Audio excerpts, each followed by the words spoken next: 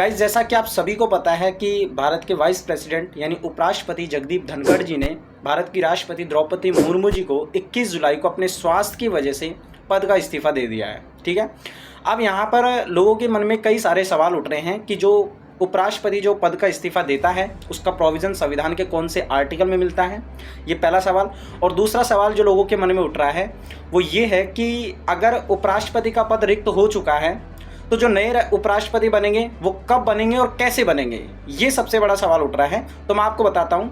देखिए, आर्टिकल 67 में साफ लिखा हुआ है कि भारत के उपराष्ट्रपति अपना पद का इस्तीफा दे सकते हैं। किसको दे सकते हैं? राष्ट्रपति को दे सकते हैं। ठीक है, और वही किया।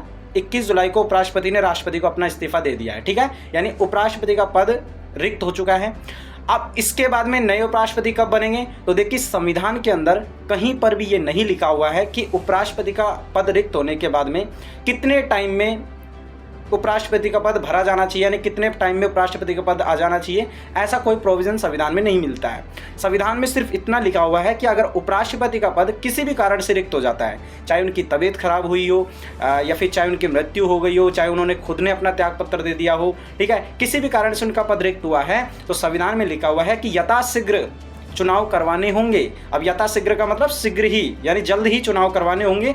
अब टाइम कोई फिक्स नहीं है, 1 महीने, 2 महीने, 6 महीने भी लग सकते हैं, लेकिन कभी भी चुनाव हो सकते हैं। संविधान में जो लिखा हुआ है कि यथाशीघ्र करवाने होंगे, जल्दी से जल्दी करवाने होंगे।